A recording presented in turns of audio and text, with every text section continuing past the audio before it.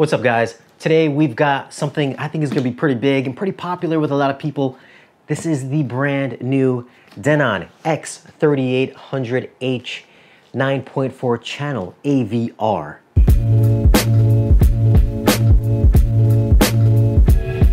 So shout out to Robert and the crew over at Value Electronics. Thank you guys for sending this over for me to review. Let's check out what we get on the front here. First off, let's go over the measurements. So width-wise, it measures approximately 17.1 inches wide. Depth-wise, it measures about 15.5 inches in depth. And height-wise, it is approximately 6.6 inches in height, and it weighs a nice 27.5 pounds. All right, so let's take a look up front. This looks like your very typical Denon AVR receiver. On the left side, you have your source selection knob, along with the power input. In the center, you get your LCD display, LED display. You get your tuner preset buttons, your zone 2 on off, zone 2 source, dimmer button, status button, and then you get 4 direct select inputs as well. There's a 1/4 inch headphone jack here. That's where you plug in your Calibration Odyssey microphone. And then over here in the bottom corner is your USB input. And then on the very further side is the volume knob. Now let's spin it around and take a look at the connections. So on the very bottom are your 9-channel speaker outputs. The big thing again this year is that this does support 11-channel processing with the addition of an additional amplifier. So you will need another amplifier to get the extra 2 channels, because remember, this is a 9.4 channel AVR. And also another big thing is that this does have 4 independent subwoofer outs. So as you can see here, it's 1, 2, 3, and 4, which is going to play a big role once Dirac Live becomes available for this. But as far as HDMI ins and outs, you get 6 HDMI ins, all with HDMI 2.1 with support for 8K. There are 3 HDMI outputs, with 1 supporting EARC. On the top are your digital ins, your coax, 2 optical, RS-232, trigger, IR ins and outs, composite ins, your FM AM antenna, and then on the furthest here you get your AC inlet as well. Now this is rated at 105 watts per channel, 2 channels driven. Again, this is a 9.4 channel AVR. This does support all the major formats: Dolby Atmos DTS:X Auro 3D, IMAX enhanced audio as well, DTS:X Neural X processing, and again, this will support Dirac Live sometime in 2023 with an additional fee. I'm gonna get this thing set up in the home theater. I'll come back, give you some thoughts and impressions. We'll go over the new GUI, which I think is now 1080p, and then we'll see how it sounds. All right, so we are going to run through the Denon 3800 setup. The first option that we have here is the language selection, which we have English, France, and Spanish. This next section is going to walk you through connecting your speakers up to the receiver. Here we've got a little checklist of components that you should have ready before you head on to the next step. Now the next section is going to walk you through placing the speakers and connecting your speakers up to the receiver. Do you have more than 9 speakers, not counting your subwoofers? So next page is telling you that if you have more than 9 channels, you will need an external amp to power everything above 9 channels. So if you want to power channels 10 and 11, you will need an external amplifier, which can either power your height 2s, your front, or none, which will automatically select the amps based on your sound mode. So I'm going to go ahead and choose front for external amplification. Next page will show you how to connect your wires, your positive and negative. This will show you how to connect your external amplifier, center speaker, surround speakers, back surround speakers. You can choose either 2 or 1. And then next is going to walk you through the height channel configuration for either DTS:X Auro 3D or Dolby Atmos. So this next section is going to ask you how many height channels or ceiling speakers you have. You either have none, 1 pair, which you can choose either front height, top front, or front Dolby surround upfiring. Or if we pick 4 speakers, you can choose front height, and for the second, you can either choose top middle, top rear, rear height, surround height, or Dolby surround. And now we are onto the subwoofer setup. So you can choose from either 1 up to 4 individual subwoofers. So this is a new feature for this year. You've either got standard settings for your subwoofer or directional. So directional will take the nearest speaker and send that bass from the nearest speaker to the nearest subwoofer. So the left speaker's bass would go to the left front, or the right front speaker's bass would go to the right front subwoofer, and then so on and so forth, such as right rear speaker would go to the right rear subwoofer. So you get the idea. We're going to go ahead and try out directional. And remember, you're going to have to place all 4 subwoofers in each corner. And this is going to give you a breakdown of what the speakers that you have set up, or in my case, what I have set up. So I've got front speakers, center, subwoofer 4, subwoofer mode, directional, subwoofer layout, surround speakers, yes, surround back speakers. I've got 2, front height and then rear height. Next is going to play test tone, which I'm going to go ahead and skip, and then we are on to the Odyssey calibration. Here we've got the antenna connections, which is Bluetooth and Wi-Fi, and then next we're going to check out the network setup. Once you get it connected to your network, you should be able to hear a test tone coming through your speakers. Next, you're going to select a name for the receiver. You can choose from the options listed here. Next is the auto update feature, which you can turn on or off, yes or no. Then TV audio setup, which I have it in the home theater, so I'm not going to be using that. So we're going to skip that. Next is your source configuration, which we're going to skip. And then the usage data. This, of course, supports Denon's HEOS and the AVR remote.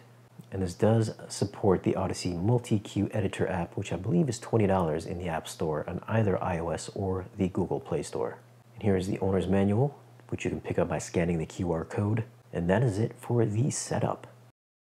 What we're going to check out now is the setup options within the web UI.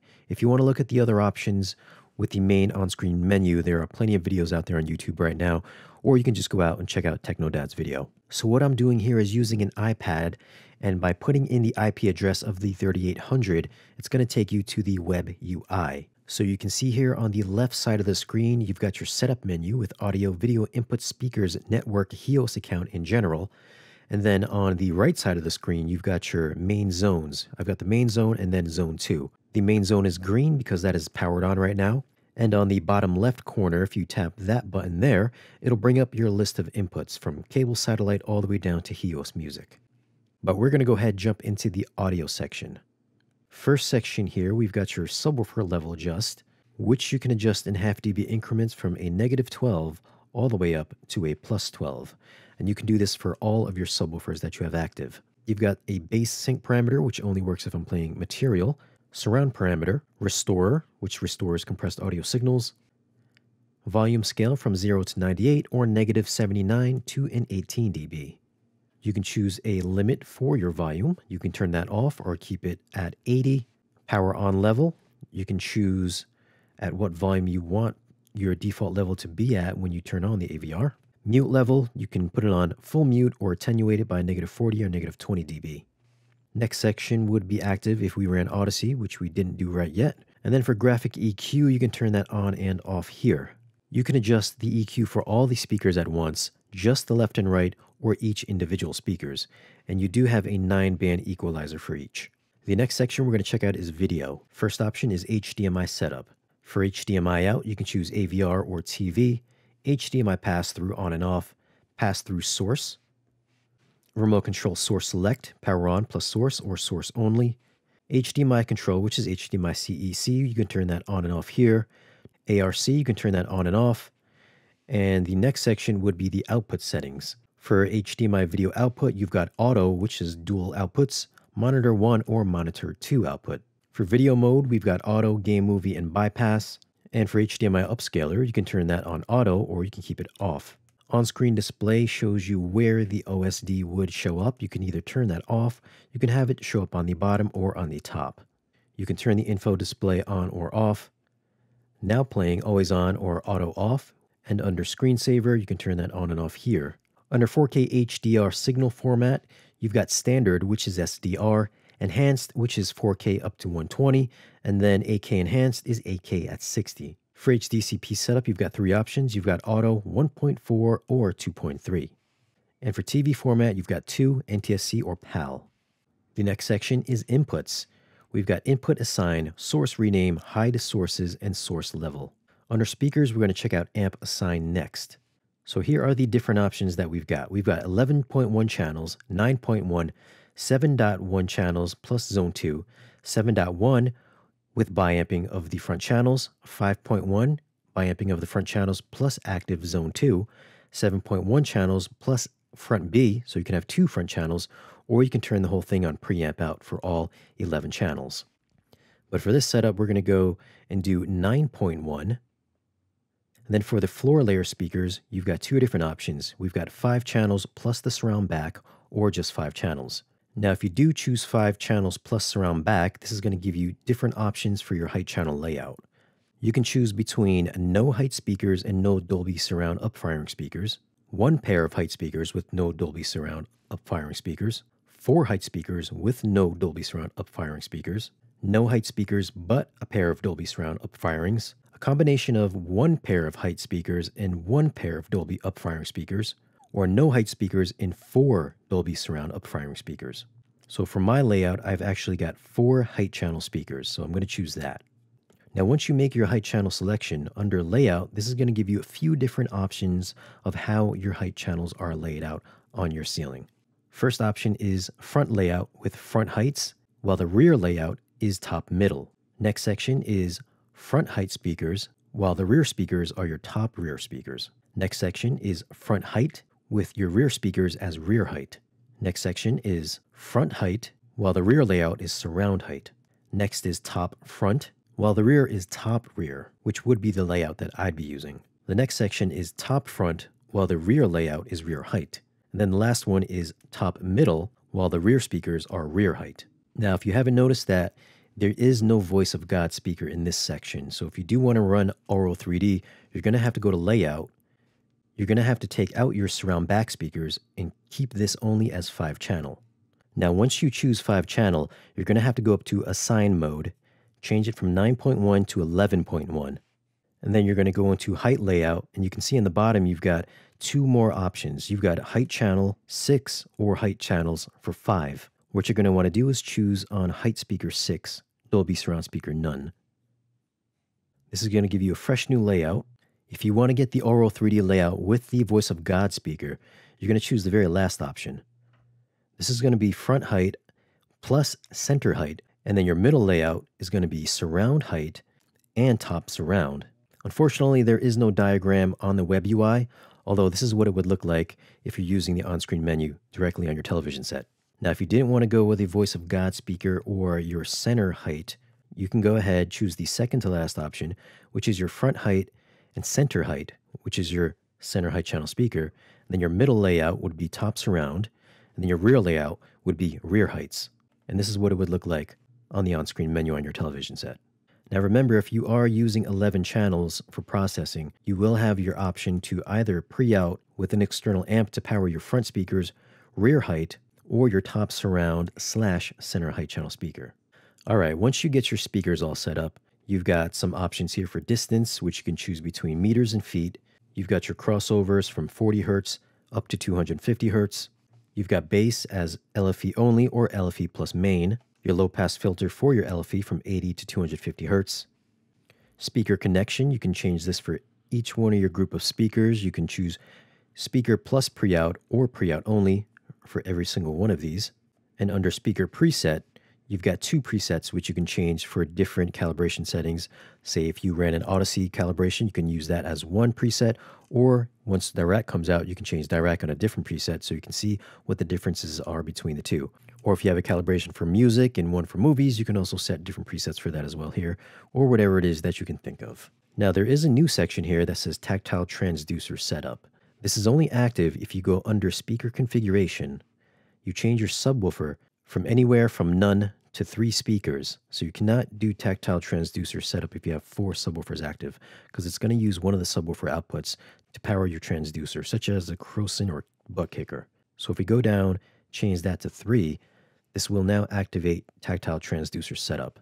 You can enable that or disable that from here, adjust the level from a -12 to a +12, and change the low-pass filter from 40 Hz to 250 Hz.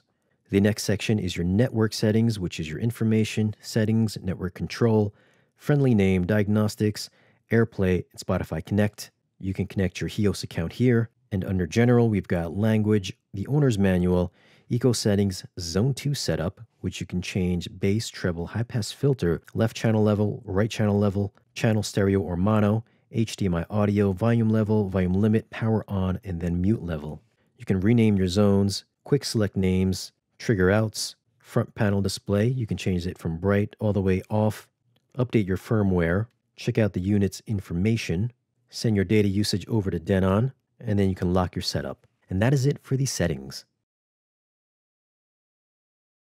All right, now that we ran through the settings, let's talk about really quick the surround performance. I'm not going to deep dive into it too much because if you've listened to a Denon AVR in the past, this pretty much sounds exactly the same, especially if you're going to use Odyssey.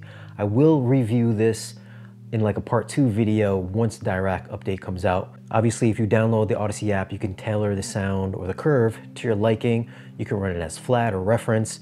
And the big thing this year is going to be the 4 independent subwoofers.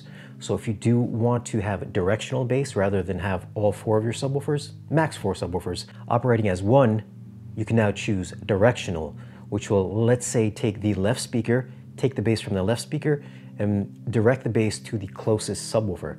So if you have a subwoofer in the front left corner, the bass from the left speaker will go to the left front corner, and vice versa. Like the right speaker, bass will go to the right subwoofer. Same thing for the rear and the other channels as well. So that's a pretty cool feature, and a feature that's only been available on some higher pre-pros, such as the Treno Altitude processor. So that's pretty cool that that kind of performance can trickle down into AVRs at this price point. But just really quick though, as far as like surround performance, this thing performs flawlessly. For the price point, this does everything you would expect it to do. Like I said, it sounds like every other Denon AVR.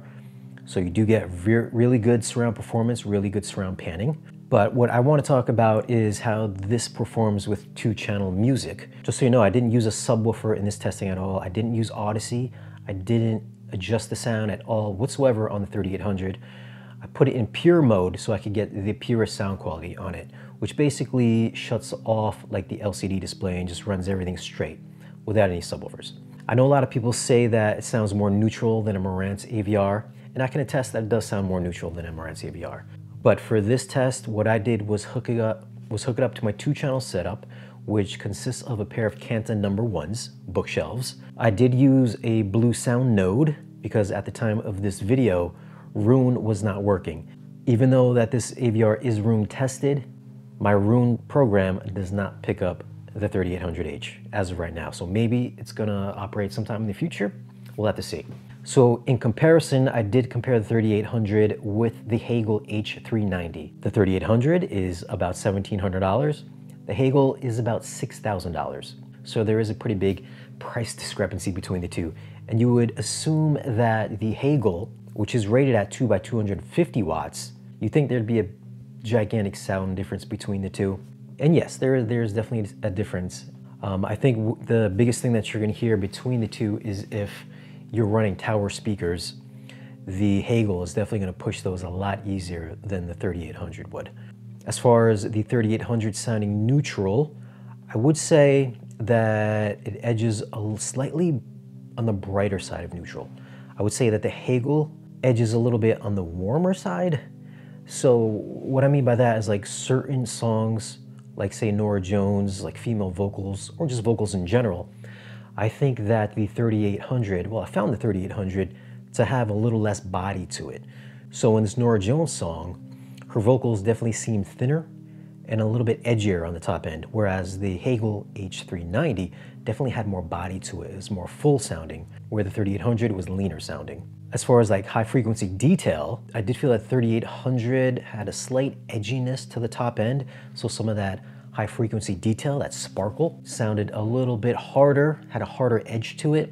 So it was a little bit more ear piercing or ear fatiguing if I was listening at longer sessions. Whereas the H390, the Hagel, definitely was smoother in its presentation up top, and I could listen to it with less fatigue for longer periods. Now, as far as the bass response, of course the Hagel is going to have more oomph down low. It's 250 watts. Not that the 3800 is a slouch, but on certain songs like White Iverson, Post Malone, or even that Norah Jones Come Away With Me song, you can hear the bass in the background. Even though there's not a lot of bass in that song, you can definitely feel the low frequency undertone just a little bit more stronger on the Hagel, whereas the 3800 struggled a bit more. So it sounded leaner on the bottom end as well. And of course, if you're listening to rap songs, pop songs, hip hop, whatever, just like I said, Post Malone, White Iverson, the Hagel definitely punches harder in the mid-range, in the mid-bass. Also, you get more of a rumble on the bottom end. And these are just Canon #1 bookshelves. So I would assume if you have larger towers, more power coming from the Hagel would sound a lot more robust. That being said, the 3800 is still plenty beefy sounding, especially with these bookshelves that I'm running. They did sound, again, a little leaner in the mid bass. The bottom end rumble that I was getting with the Hagel, just a slightly bit thinner. I mean, you'd really be hard pressed to tell a difference, but I did switch back and forth repeatedly just so I could hear the slight differences. I did level match as well. And again, the Hagel just had a little bit more bass, which is pretty good. That's a pretty good testament to the amplifier power in this ABR, especially at the price point. So kudos to Denon for making a robust amplifier.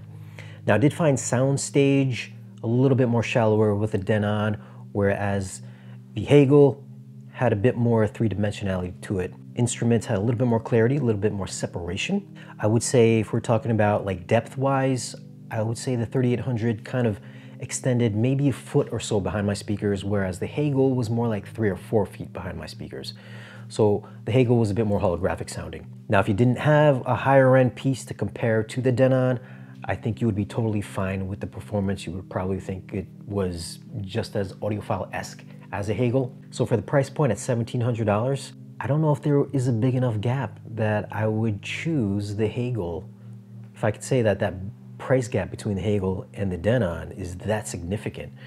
I think a lot of folks would definitely be happy with the performance with 3800 as far as 2-channel music. At the time of this video, the Denon 3800H is selling for $1,700. It's got the familiar Denon sound signature with all the benefits of Odyssey room correction and 4 independent subwoofer outputs. I should mention that wide channel usage is not possible with the 3800. You still get 11 channels of processing with solid surround sound decoding of every major format, and when Dirac comes out next year, which is said to cost $259 for the limited bandwidth version, which corrects up to 500 Hz, or for $349, you can get the full bandwidth version. There's no word yet on how much Dirac bass control will cost yet. Hopefully it gets released bug-free. So it's great that you'll have the choice to upgrade the 3800 for what could be considered the best room correction out there, and it should take this relatively inexpensive AVR to the next level, sound-wise. Well, that's all I got for now. I will be back with a follow-up video when the Dirac update drops, which is said to be sometime in March. So what are your thoughts on the Denon 3800H? Have you picked one up, or are you considering it? Leave a comment down below and let me know. Now, if you do want to grab the 3800, they are available at Value Electronics right now. Just give them a call and tell them we sent you. Anyways guys, thanks for watching. Be sure to like the video if you found it useful and subscribe if you haven't already. And I'll see you again in the next video.